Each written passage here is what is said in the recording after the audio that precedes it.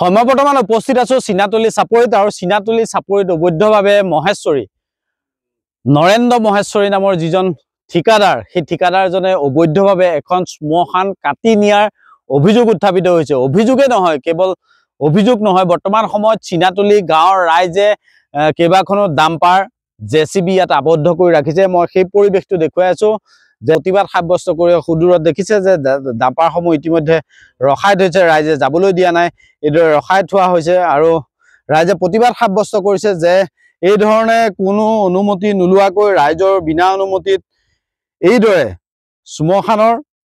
শ্মশানৰ মাটি কাটিবলৈ আচলতে অধিকাৰ ক'ত পালে। দেখুৱাইছো এইসমূহ জেচিবি ডাম্পাৰ ৰাইজে যাবলৈ দিয়া নাই। সুদূৰত সেই পৰিৱেশটো আমি দেখুৱাবলৈ চেষ্টা কৰিছো। পুখুৰী সদৃশ গাঁত কৰিছে আৰু এয়া হ'ল শ্মশান।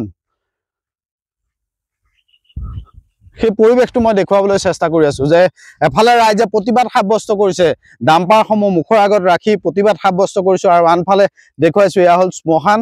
ৰাজহুৱা শ্মশান কাটি ঠিকাদাৰে কিদৰে আচলতে অবৈধভাৱে মাটি কাটি নিছে। যি সময়ত বন বিভাগৰ বিষয়াসকলে চাপৰিত যদি সাধাৰণ খৰি এডালো মানুহে গছৰ ডাল এটাও যদি কাটি লৈ যায়, বন বিভাগৰ লোক আহি তেওঁলোকৰ ঘৰত তেওঁলোকৰ কাষত উপস্থিত হৈ কাটি নিবলৈ নিদিয়ে। কিন্তু তেনে মুহূৰ্তত বন বিভাগৰ বিষয়াসকল, বন বিভাগৰ লোক বৰ্তমান ক'ত শুই আছে?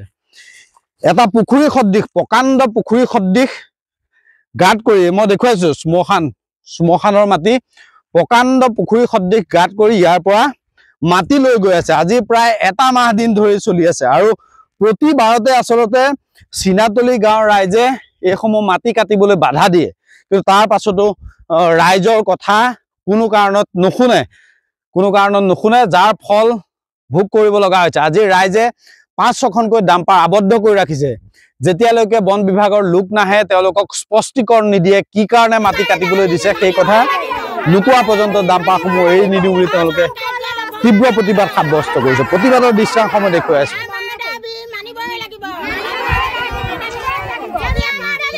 সেই পৰিৱেশটো দেখুৱাইছো যে কি ধৰণে প্ৰকাণ্ড গাঁতৰ সৃষ্টি কৰিলে আৰু মাথাউৰ নিচেই কাষতে এইদৰে বন বিভাগৰ লগত গোপন বুজাবুজি কৰি এইদৰে মাটি কটা কাৰ্যক তীব্ৰ বিৰোধিতা কৰিছে চিনাতলী গাঁৱৰ ৰাইজে। 1976 চনৰ পৰা তেওঁলোকে এই স্থানক ৰাজহুৱা শ্মশান হিচাপে ব্যৱহাৰ কৰি আহিছে। তাৰ পাছতো কিয় বন বিভাগক দাবী জনাই অহাৰ পাছতো, বন বিভাগক বাৰে বাৰে চিনাতলী গাঁৱৰ ৰাইজে আহ্বান জনোৱাৰ পাছতো, কাৰ সাহসত, কিহৰ ৰহস্যৰ খাতিৰত, কিহৰ গোপন বুজাবুজি কৰি এনেদৰে বন বিভাগৰ বিষয়াসকলে, ৰেঞ্জাৰ হওক, বন বিভাগৰ বিট অফিচাৰ হওক, তেওঁলোকে কাৰ সাহসত এইদৰে মাটি কাটি নিবলৈ দিছে? আটাইতকৈ ডাঙৰ প্ৰশ্ন। তীব্ৰ প্ৰতিবাদ সাব্যস্ত হৈছে। ৰাইজে কোনো কাৰণত ইয়াৰ পৰা মাটি নিবলৈ নিদিওঁ বুলি প্ৰতিবাদ সাব্যস্ত কৰিছে। সেই পৰিৱেশটো দেখুৱাইছো। ইতিমধ্যে ডাম্পাৰসমূহ ৰখাই থোৱা হৈছে। ডাম্পাৰসমূহ ৰখাই থোৱাৰ দৃশ্যাংশসমূহ মই দেখুৱাই আছো। ৰাজহুৱা শ্মশানত কি ধৰণে অবৈধভাৱে খনন কাৰ্য চলাই এক ত্ৰাসৰ সৃষ্টি কৰিছে, সেই পৰিৱেশটো দেখুৱাইছো। এইসমূহে আচলতে খাল খান্দি ঘৰিয়াল মতা কাৰ্যক হাত উজান দিছে বন বিভাগৰ লোকসকলে। সেই পৰিৱেশটো দেখুৱাই আছো। খাল খান্দি ঘৰিয়াল মাতিছে বন বিভাগৰ লোকসকলে, নিচে কাষতে মাথাউৰি আছে। আৰু এইদৰে আজি এটা সপ্তাহ দিন ধৰি যি খনন কাৰ্য চলাইছে, সেই খনন কাৰ্যৰ তীব্ৰ বিৰোধিতা কৰিছে লোকসকল আছে। চিনাতলী গাঁৱৰ ৰাইজৰ মন্তব্য মই মাজুলী সংবাদৰ প্ৰতিজন দৰ্শকক শুনাবলৈ চেষ্টা কৰিছো, আৰু এই ক্ষেত্ৰত মাজুলী জিলাৰ আয়ুক্তগৰাকীক এক বিহিত ব্যৱস্থা গ্ৰহণ কৰিবৰ বাবে আহ্বান জনোৱা হৈছে। এটা কথা এই মুহূৰ্তত ক'ব লাগিব, ৰাইজে কৈছে যে মাটি নিয়ক, তেওঁলোকে যি ব্ৰহ্মপুত্ৰৰ খুঁটি আছে সেই খুঁটিটোৰ পৰা মাটি কাটি নিয়ক। কিয় চৰ চাপৰিৰ মাটি নিব লাগে? তেওঁলোকৰ মাটিৰ প্ৰয়োজন যদি আছে, তেতিয়াহ'লে যি খুঁটি আছে, ব্ৰহ্মপুত্ৰৰ এৰা খুঁটি আছে, ব্ৰহ্মপুত্ৰৰ যিসমূহ খুঁটি আছে, সেই খুঁটিসমূহৰ পৰা মাটি কাটি নিয়ক। এইদৰে শ্মশানৰ ভূমি কোনো কাৰণত কাটি নিব নোৱাৰিব বুলি তেওঁলোকে দাবী উত্থাপন কৰা পৰিলক্ষিত হৈছে।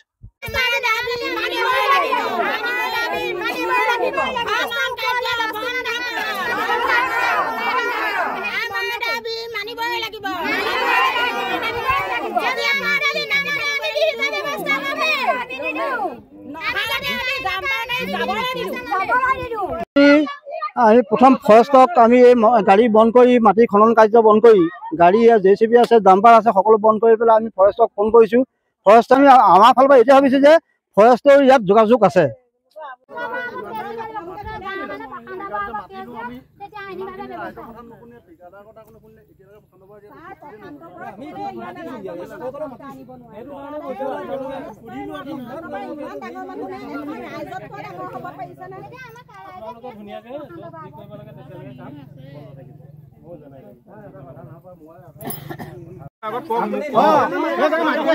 বসন্তৰ পৰা এখন ৰাইজৰ আগত কোৱা কথা আপুনি মই এনেকে সাজু কোৱা কথা নহয় বদনাম দিছে আপোনাক এতিয়া ৰাইজৰ মাতি দিব কৈছো আপুনি বসন্তক মাতি আনক যে মই তেতিয়া যদি আপোনাৰ সৰ সাহ আছে তেতিয়াহ'লে আপুনি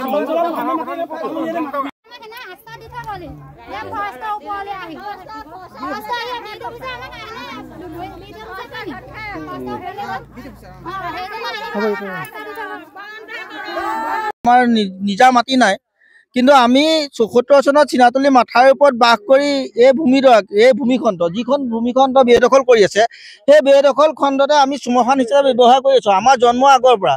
কিন্তু আজি এমাহমানৰ আগৰ পৰা এইটো দুখৰ বিষয়, কিছুমান মানুহৰ ছত্ৰছায়াত কিছুমান মানুহে মতালিক ঘটাই তেওঁলোকে ফৰেষ্ট ডিপাৰ্টমেণ্টৰ লগত যোগাযোগ কৰি বা কাৰোবাৰ লগত যোগাযোগ কৰি মাটিটো অবৈধভাৱে মানে খনন কাৰ্য চলাই এইটো বিক্ৰী কৰিছে। আৰু ইতিমধ্যে আজি ১৫-২০ দিনৰ আগত নিউজো বাজি গৈছে। মই এইটোকে ক'ব পাৰোঁ যে মাজুলী জিলাৰ উপায়ুক্ত মহোদয়ে এই বস্তুটো দৃষ্টিগোচৰ কৰক আৰু দৃষ্টিগোচৰ খনন কাৰ্য তৎকালীনভাৱে এইটো বন্ধ কৰক। আৰু বৰ্তমান চৰকাৰৰ হিমন্ত বিশ্ব শৰ্মাই বেদখল উচ্ছেদ কৰি আছে আৰু ৰাজহুৱা খনন কাৰ্য যিবোৰ অবৈধ খনন কাৰ্য সেইখিনি বন্ধ কৰি আছে। কিন্তু দুখৰ বিষয় এই ভূমিহীন মানুহৰ মাটিখিনিও তেখেতে মানে প্ৰশাসনীয় বিষয়ে ইয়াত দৃষ্টিগোচৰ ফৰেষ্ট ডিপাৰ্টমেণ্টৰ মানুহ আহিও ইয়াত মানে কেইবাবাৰো ইয়াত আমি বিষয়টো আমি ৰাজহুৱাভাৱে মৌখিকভাৱে অৱগত কৰা হৈছে। মাজুলী জিলা বিট অফিচাৰ ছাৰকো ফৰেষ্ট ডিপাৰ্টমেণ্টৰ বিট অফিচাৰ ছাৰকো আমি এইটো অৱগত কৰা হৈছে। তেখেতে আমাক আশ্বাস দিছিলে যে এইটো বন্ধ কৰিম, কিন্তু তেখেতে কোনো ইয়াত কাৰ্যসূচী লোৱা নেদেখিলো। আৰু আমাক দখলদাৰী দেখুৱাই দিলে। আমি যিহেতু মাথাউৰিটো বনাইছো আপোনালোকে দেখিছে খুব কম দিনৰ ভিতৰত, আগত বাৰিষাও আহি আছে, গতিকে মাটিটোতো এতিয়া পোৱা অলপ জটিল হয়। আমি চাপৰিৰ ভিতৰৰ অঞ্চলত আমি প্ৰশাসনৰ লগত যোগাযোগ কৰি মাটি খান্দি আছিলো, কিন্তু এই যিটো জেগাত আমি মাটি খান্দিছো ইয়াত আমি খন্দাৰ আগত কোনোবা এজন ব্যক্তিয়ে মাটি দি আছে। ইয়াৰ পৰা দি থকাৰ লগত যে বৰষুণ আহিলে বাৰিষা হ'ল, তেতিয়া মই সুধিলো যে মাটিটো কাৰ, বোলে প্ৰশান্ত বুলি এজন ল'ৰা। তেতিয়া মই তেওঁৰ ওচৰত গ'লো আৰু তেওঁ সুধিলে যে মাটিটো তোমাৰ নেকি? সি কৈছে হয় মোৰ মাটি। তুমি বিক্ৰী কৰিছা বোলে? হয়। তেতিয়া মোকো দিবা নেকি অলপ মাটি মাথাউৰিৰ কাৰণে? যেতিয়া সি মোক ক'লে যে হ'ব আপোনাক দিম মই, তেতিয়া মই মাটিটো ইয়াৰ পৰা নিয়া আৰম্ভ কৰিছো। আচলতে মই এনেকুৱা নহয় যে মই একো ইচ্ছাকৃত খান্দিছো বা একো নজনাকে খান্দিছো, মই সুধি লৈছো। তেওঁ প্ৰশান্ত বৰা নামৰ লোকজনে বিক্ৰী কৰিছে। তেওঁ কৈছে যে মোৰ বাউণ্ডেৰী মাৰি থোৱা আছে। মই এতিয়া সুধিছো যে মাটিটো কিবা অপকাৰ আছে নেকি খান্দিলে? তুমিতো বিক্ৰী কৰি আছা। কৈছে নাই বোলে এইবাৰ মাটি নি আছে অলৰেডি মানুহে, গতিকে সেইকাৰণে এতিয়া আপোনালোকে নিব পাৰে। সেই সূত্ৰেহে মই আচলতে ইয়াত খান্দিছো। আৰু মই আজি ৩ দিন ৪ দিন খান্দি আছো। যদি মোক ৰাইজে ক'লেহেঁতেন প্ৰথম দিনাখনেই যে এইটো মাটি নাখান্দিব আপুনি, যিহেতু এইটো মাটিটো এনেকুৱা কথা, এইটো প্ৰশান্তৰ মাটি নহয়, মই নাখানো, কোনো কথা নাই। মানে কি কৈছে ৰাইজৰ শ্মশান এখন, কাৰণ এইসকল লোকৰ নিজা খেতি মাটি নহয়, তেওঁলোকে ইয়াতে বসবাস কৰে। সেইখনে শ্মশান, ৰাজহুৱা শ্মশান ১৯৭৪ চনৰ পৰা আছে বুলি কৈছে। আৰু আমি নিজে গৈ দেখিছো মৰিশালিসমূহ আছে। আপুনিও নিশ্চয় প্ৰত্যক্ষ কৰিছে। মই বাউণ্ডেৰী চাউণ্ডেৰী যেতিয়া মাৰি থৈছিল, মই প্ৰথম দিনাই চাব আহিছো, দেখিছো চাৰিওফালে বাউণ্ডেৰী মাৰি থোৱা আছে আৰু কৈছে বাউণ্ডেৰীৰ ভিতৰতে খান্দিব লাগিব আপুনি। মই সেইটোহে নজৰ কৰিছো আচলতে।